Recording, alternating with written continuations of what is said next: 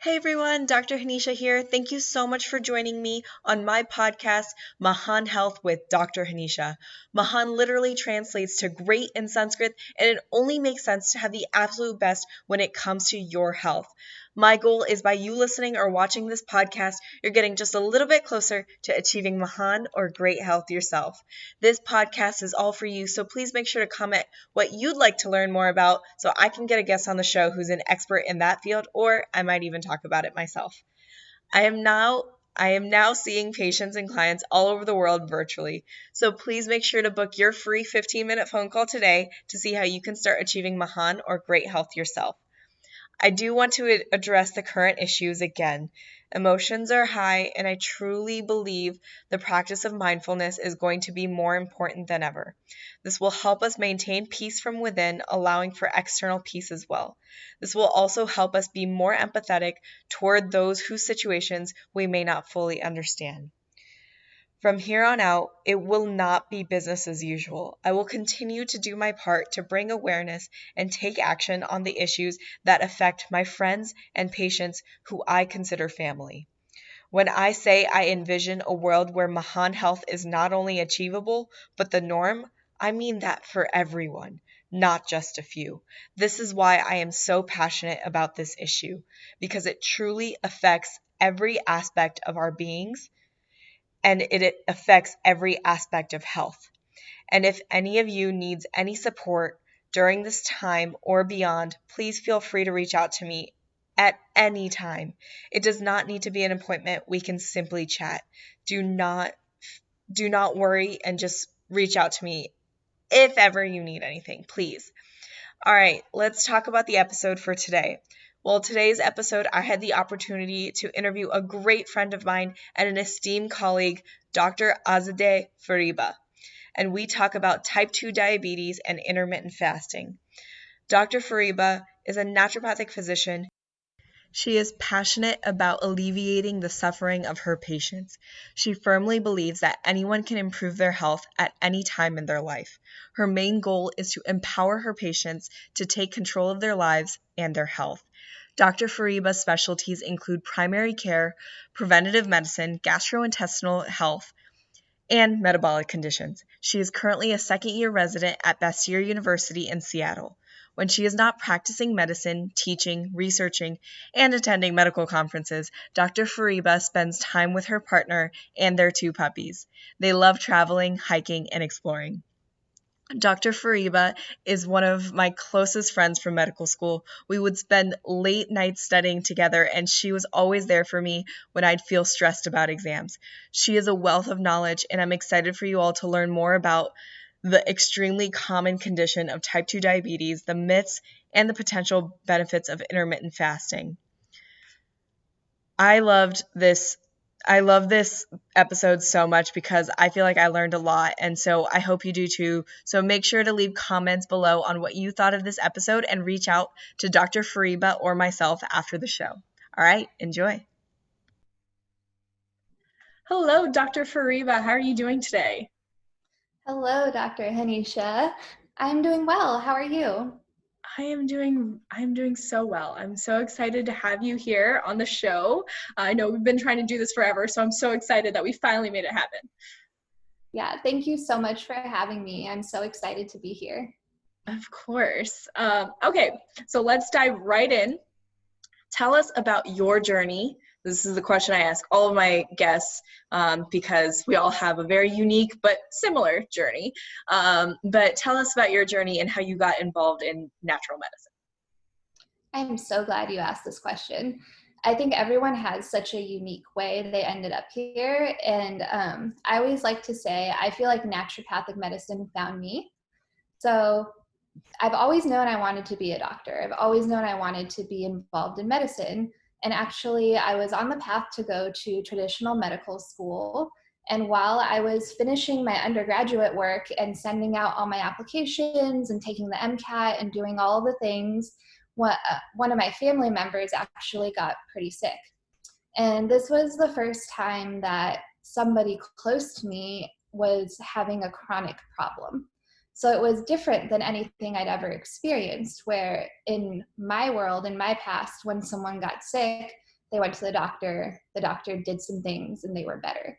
Mm-hmm. And so I got to experience firsthand what allopathic or traditional medicine has to offer chronic illness. And basically what happened is I did not love what I saw. And I was really intimately involved in the entire process. And I saw a lot of things that didn't resonate with me and that really turned me off from medicine in general. So at that time, I had no idea what naturopathic medicine was. I deferred my applications and decided that I didn't want to be involved in medicine. It's not what I thought it was. And the universe is awesome and does crazy things. And Bastyr, which is the university that I went to and you went to, actually, they opened up a campus in San Diego. They're based out of Seattle, and that campus was less than 10 miles from where I was living while all of this was happening in my world.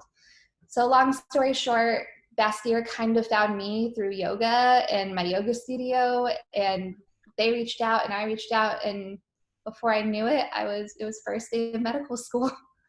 Oh, that's awesome. And then that's where we met. That's where we met. It was great. Yes, exactly.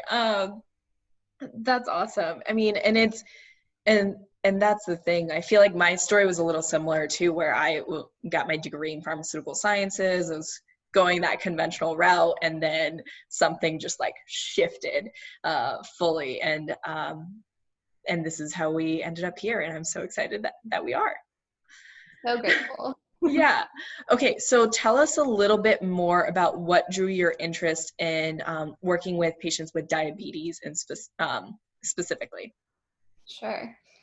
So I did a first year residency that was tailored to primary care.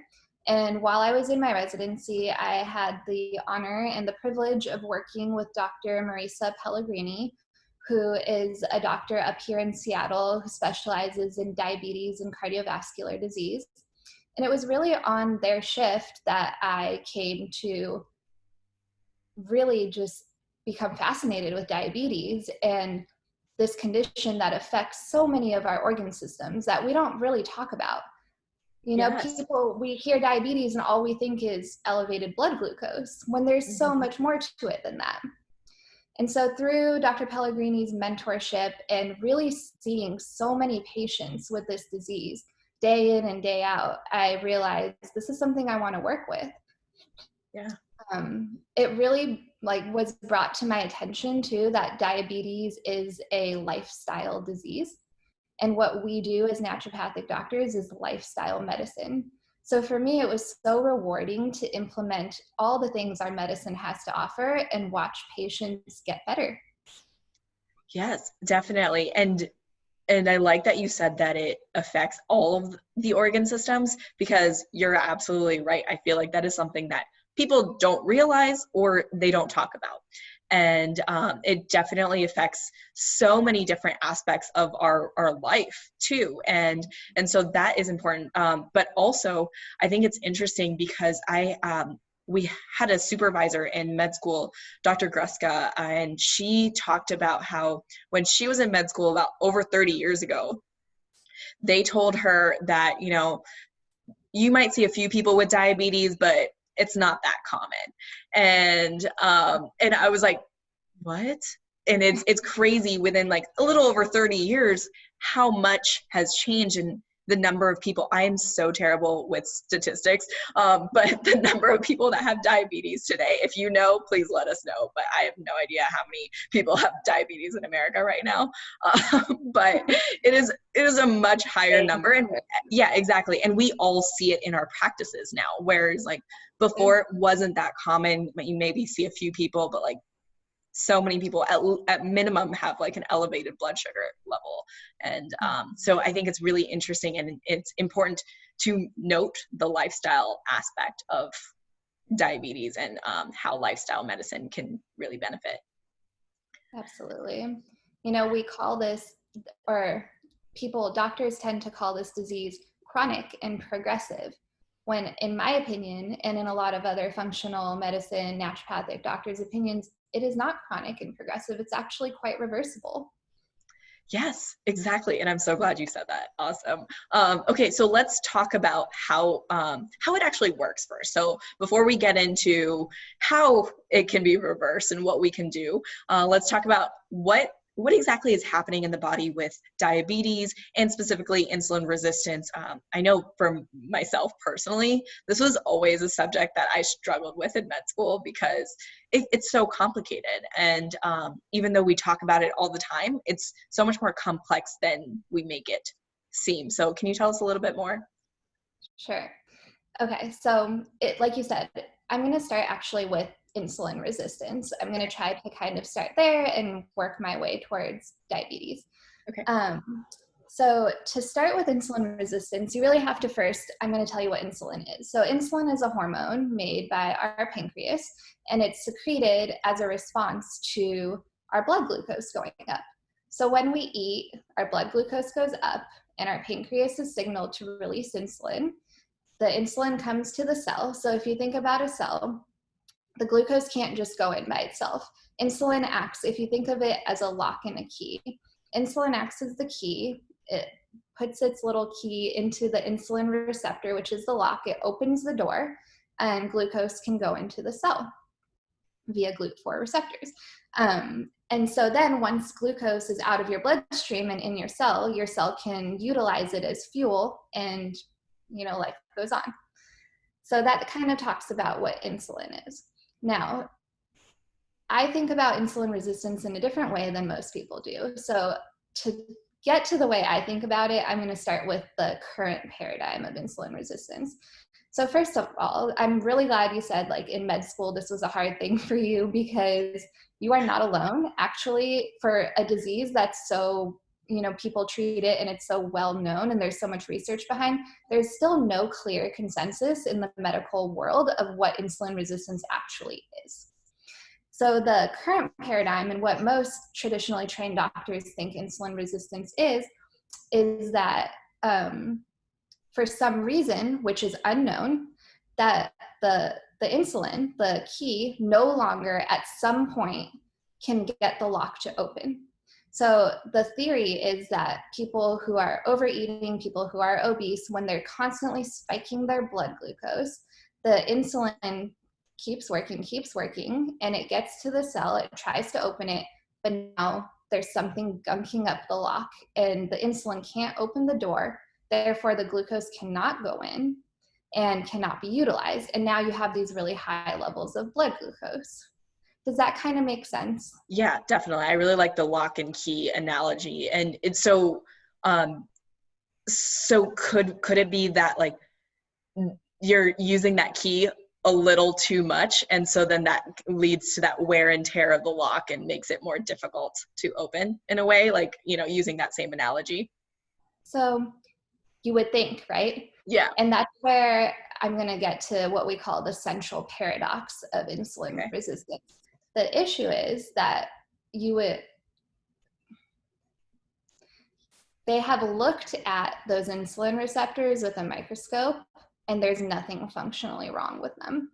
They have also looked at the insulin these people are secreting, and there's nothing wrong with the insulin either. So this is where the problem comes in. If the insulin is working properly and the lock is working properly, then what is wrong? And another thing that backs this theory is that, let's take the liver, for example. One organ, one cell, a liver cell. We're saying that the insulin is resistant. So the insulin the insulin receptor is resistant to the insulin. So the insulin can't open the door and glucose cannot get in. However, we know that patients who have hyperinsulinemia, which I'll get to in a second, these high levels of insulin, insulin does many things. And so one thing it does is what we call de novo lipogenesis, and that's the building of new fat. So in that same liver cell, the insulin is getting in and it is packaging tons of glucose, tons of triglycerides into fat. It's packing them all in our livers.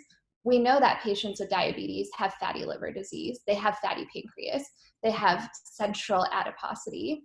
How is one cell and one molecule resistant to insulin, but at the same time, hypersensitive to insulin, because not only is it packaging that fat, it is doing it extremely well. And that's the paradox. Yeah, that is so fascinating. Because that is such a paradox. And how is that happening? So we don't know. We don't know. So we don't really know the answer, but there are studies and there are theories, and I'm about to blow your world right now because this makes such perfect sense. Okay, I'm excited. And before I move on to that, what do we do with diabetics? We give them more insulin, right? Which is what happens. Does that make their diabetes get better, or does that make them gain weight and make their diabetes worse?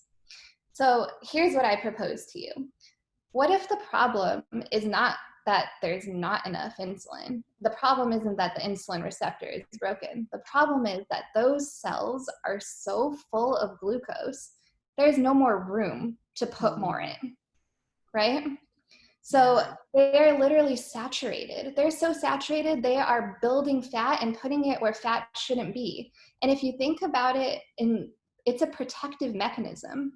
Our body doesn't want all that glucose floating around, so it's packaging it away. But at some point, your cells are so full, you literally cannot get more in. And if you measure the insulin in these people at this point in time, it's not low where they need insulin. Their insulin is high. And that's why I prefer not to use the word insulin resistance. I prefer to use the word hyperinsulinemia. Wow. I love that. Yeah. Thank you so much for breaking that down. Yeah, that was such a good way. All over the place.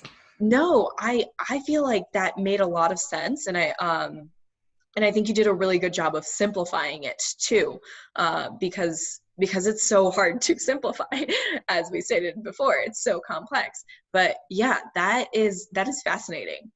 We're just overloaded with. And the really cool thing about changing the way we're thinking from an underfill problem, which is the traditional, hey, we need to get more glucose in, let's give these people insulin, let's give them sulfonylureas, all the drugs that make us make more insulin. Mm-hmm. That's an underfill problem. So the treatment for an underfill problem is to get more in. But if we think of this as an overflow problem, that completely changes the way we look at treatment. Now we need to get things out, which is what takes us to therapeutic fasting and ketogenic diets and all the things I know you want to talk about. Yes, definitely. Okay, well, let's get into it then. Well, actually, before we get into it, what would you say from your knowledge are the general causes? So, I mean, and this is where I think the therapeutics will come in too, is because whatever is leading to it, we can also use that to reverse it too. So what in the research is showing is the general causes of type 2 diabetes? Okay, so the same things that cause type 2 diabetes cause hyperinsulinemia. And typically we have hyperinsulinemia prior to developing type 2 diabetes, which is when we can actually measure that overflow of glucose into the blood or the glycosylation of our cells. And in my opinion, and what the research shows, is that it is literally a problem of too much. People are consuming too much. And the standard American diet, it's a lot of too much of carbohydrates. Mm-hmm. And so we're filling our bodies. And when we have that on top of lack of exercise, which exercise empties the bucket, then our bodies are constantly secreting this insulin because our pancreas is just trying to do its job. It knows its job is to get glucose into the cell. It doesn't understand why the glucose is still high in the blood. So it's just like recruiting all its insulin friends to come in and get that glucose out. But what we're actually doing is packaging it into fat. And then the more overweight and obese people become, the more insulin they make, and it develops into this cyclical problem. And so it's really a problem of, it's a dietary disease, 100%. Yeah, definitely. And when you say carbohydrates, or like consuming more carbohydrates, can you explain exactly the type of carbohydrates that you're more specifically talking about and why carbohydrates specifically can lead to hyperinsulinemia or type 2 diabetes? Yeah. So when I say carbohydrates, I'm thinking of simple carbohydrates. So these are plain sugars, things that come in boxes, Right. things that are white flours, because our body sees these things as straight glucose. So when you're having a lot of these simple carbohydrates, your body can immediately, especially when there's no fiber and no fat with them and no protein, your body just breaks them down to glucose and then packages them up into triglycerides. So really with my patients, I tell them, if it comes in a box, we want to be wary of that. Right, definitely. And I think that's a good point, because I feel like I have a lot of patients now who will just get like the gluten-free option, and they think they're being healthier, but that's still heavily processed, like just still simple carbs. And so that's something to be mindful of in general.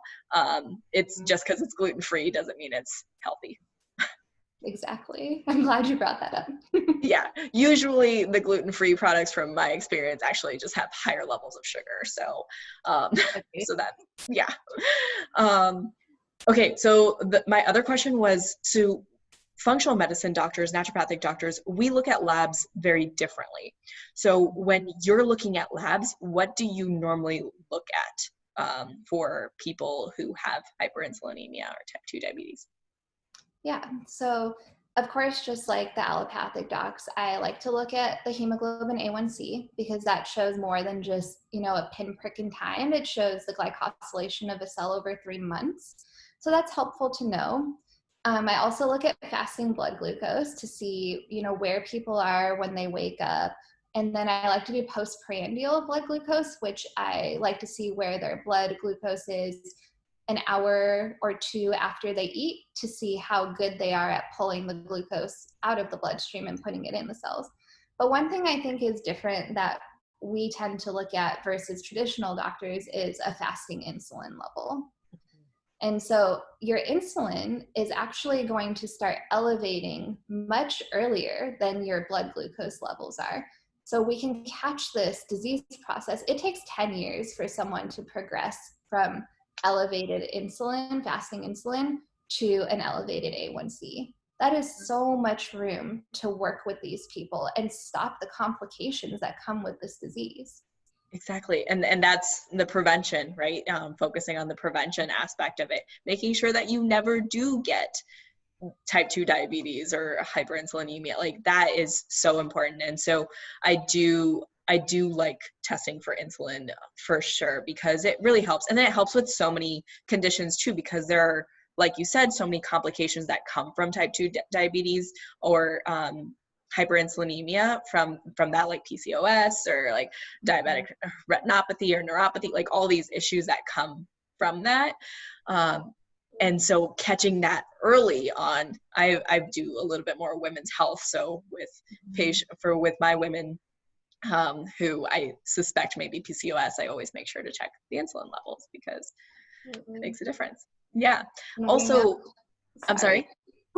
I was going to say cancer too. There's a lot of exciting research right now, because we know insulin is a growth factor. Like I said earlier, insulin has so many jobs, and one thing it does is make things grow. And so it's not surprising that people with higher levels of insulin have a higher risk of breast cancer, colon cancer. Those are the two most studied ones. Who knows what other cancers? Right. I mean, simply put, cancer is just overgrowth of cells or malignant cells. And so anything that increases the growth of it could theoretically, like you said, there's more research done on breast cancer and colon cancer, but we could theoretically assume that it could play a factor in pretty much all cancers. Yeah. So yeah, and also I think another important thing to mention is like Alzheimer's, dementia, and Parkinson's. They're finding this elevated level of insulin and glucose in a lot of those patients, calling those conditions type 3 diabetes. And so again, preventing those neurodegenerative diseases is key. Absolutely. I think if you think about most of our chronic diseases, you can break them down to diseases of overgrowth. So even with dementia, why are these proteins overgrowing in the brain that shouldn't be there? and what role does insulin play in that? Right, exactly. Cool. Okay, so now let's talk about what we can do. What can we do, and what have you studied and seen in your clinical practice be most effective in reversing diabetes? So, in my opinion, the way we treat diabetes is really wrong. We treat this lifestyle and dietary disease with pharmaceuticals, right? So, what happens to these patients who are diabetic? They get put on one drug, and then after a little bit of time, they get put on another drug, and then after a certain amount of time, everybody ends up on insulin. And then what happens? They gain weight, their diabetes, we know everybody who gets put on insulin gains weight. Their diabetes gets worse, they need more insulin, and then that is why we label this chronic and progressive. And 15 years down the line, you're on dialysis. So I believe the treatment for a dietary disease is dietary. In my head, it's so simple. I'm confused of how we got here treating this dietary disease with pharmaceuticals, but it's where we are. So there's lots of different ways to go about it. Obviously, carbohydrate restriction is something that is now actually the ADA is recommending it, which is awesome, because 5 years ago, the ADA would have given you an eye roll at carbohydrate restriction, and they were telling diabetics to eat all the carbohydrates. But now they're recommending it. I think the quickest and most potent way to get someone's insulin down and empty the glucose from the cells is therapeutic fasting. Okay, let's talk about that. What does therapeutic fasting mean? And there's so many different styles or ways of fasting. So can you go over some of like the most common types of fasting and what that means? Yeah. So like you said, there's so many ways to fast. So the big umbrella term is intermittent fasting or time restricted eating.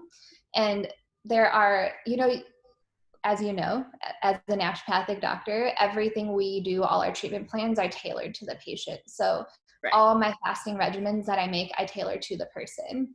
But just some like simple ways that people do it. There's the 5-2 method where 5-2 method. Sorry, I haven't looked at this for a little while. I think 2 days of the week you're calorie restricting, and the other 5 days you're eating normal.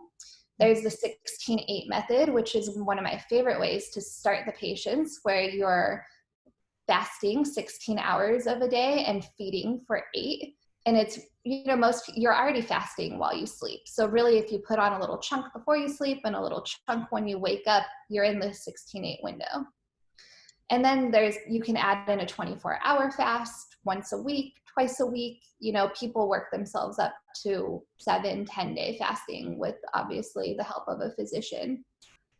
Yeah, and I think that's important to note too. Anytime you do any extended fasting like that, definitely needs to be medical supervision involved. Absolutely. Because it's it could be dangerous.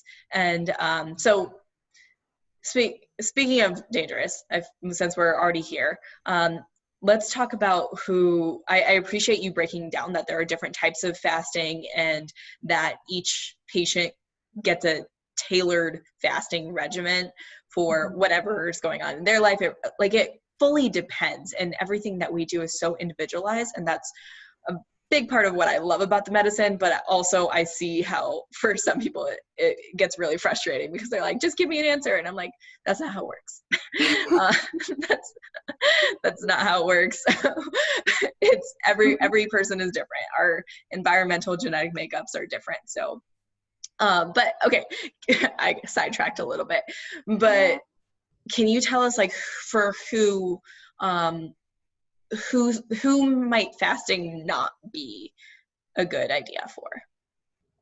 So again, like you were just saying, we tailor treatment plans to the person. So I never like to say like this group of people cannot fast. And I think that goes against what we do too, because that's treating a disease and not treating a person. Right. But that being said, there are people who have certain conditions where fasting can be more difficult, it can cause problems, and it can potentially make those conditions worse. So one group of people that has to be really careful are people who have what we call hypoglycemia. And that's when blood sugars are dropping abnormally low.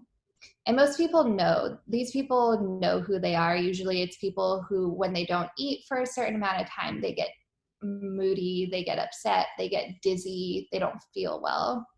And so again, working with your doctor to try to figure out what the causes of the hypoglycemia are and work around that is something that I think is possible. And, you know, I've worked with patients who struggle with hypoglycemia and we were able to implement fasting.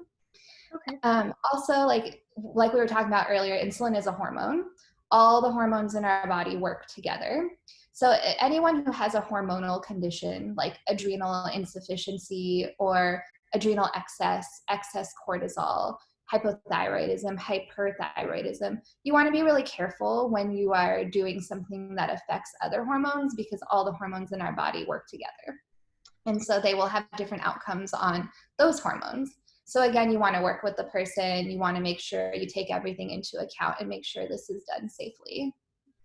Definitely. Yeah, no, and I appreciate you breaking down how the hormones all work in synergy. And so anyone with a hormonal imbalance, just being a little bit more mindful. I mean, ideally, you're working with a medical professional who knows what they're doing and can help gear your plan for you so that maybe fasting is perfectly, it's great for you, or maybe it's not. And so just like figuring out or what type of fasting is going to work for you. Yeah, so I appreciate that. But my other question was like, so what are the ranges that you're normally looking at? So if we're talking about fasting blood sugar, so if someone is at home and can, just test their blood sugar at home, what are the ranges that ideally the blood sugar should be in?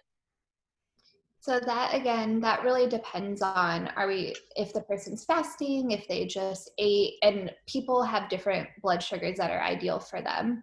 Typically, especially with my patients who are diabetic, I don't like them to get below 70. And if it's below 70 plus symptoms, feeling shaky, feeling sweaty, then we start to get a little bit more concerned. I always match my lab values to my clinical symptoms because people are so different. But typically between 80 and 100 is where people tend to sit. Yeah. Okay, cool. Yeah. Thank you. All right. So so we talked about carbohydrate restriction and fasting. Is there anything specific about the ketogenic diet, which is obviously carbohydrate restricting or low carb diet? Is there anything specific about the ketogenic diet? And actually, let's talk about what that actually means, because I feel like a lot of people do it wrong. So what does the ketogenic diet actually look like, and what is it actually supposed to be? Sure. So ketogenic diet's a pretty big umbrella term, but in general, what it means is it's a diet high in fats, low in carbohydrates, and what it does is it promotes the body to break down stored fats into molecules called ketones, and then our brain and our body are actually able to utilize the ketones for fuel in place of glucose. So you go into what is called ketosis, and that's when you're running off of ketones. Okay.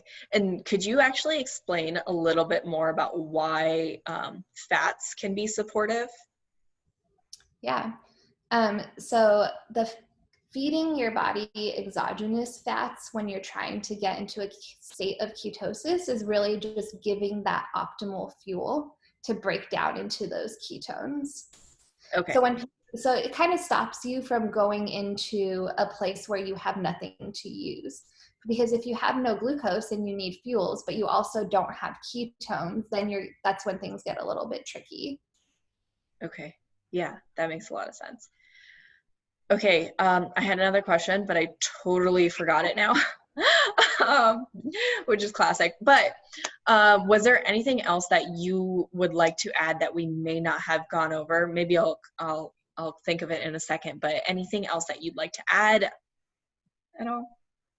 Yeah.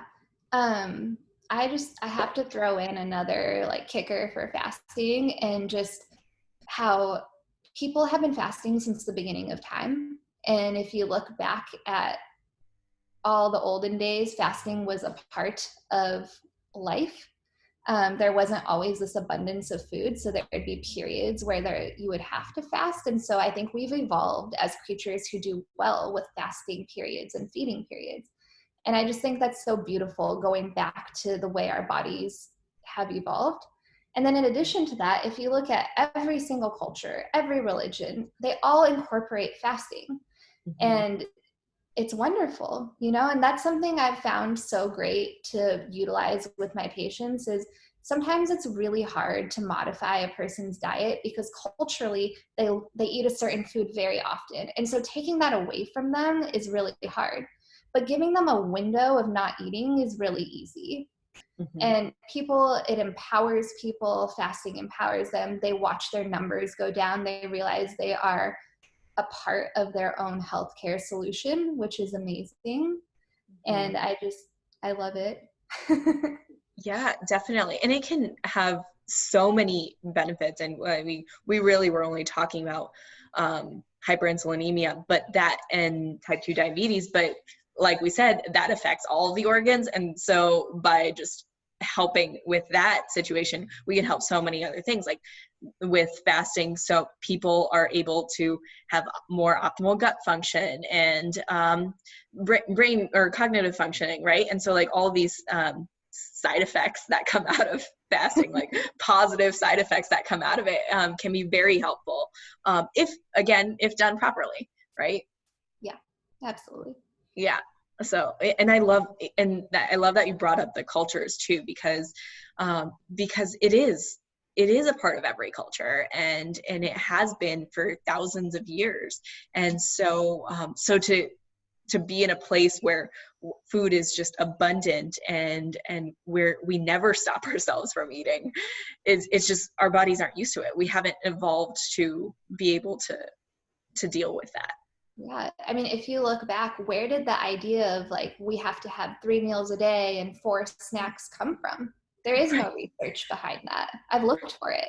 Yeah. It was just an idea that someone proposed and people liked. And now it's, hey, you have to wake up and eat breakfast right away. And if you don't wake up and, have that muffin, bad things are going to happen to you.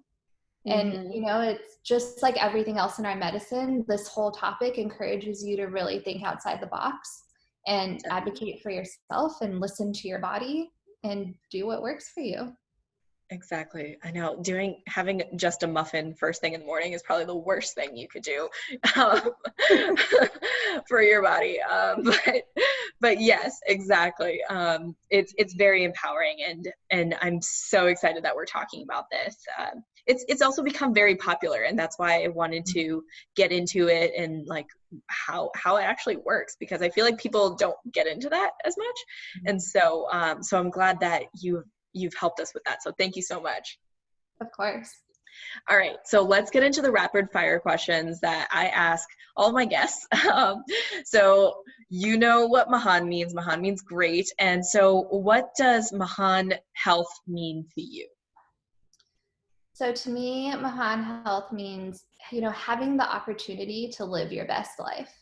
And in my opinion, without great health, you do not have that opportunity to live your best life. Definitely. Yeah. And that's a big part of why I started it, because that's my goal, is to help people live their best life and live the life that they truly desire. Okay. So my next 2 questions, they could be related. They don't have to be. It really just depends on your situation.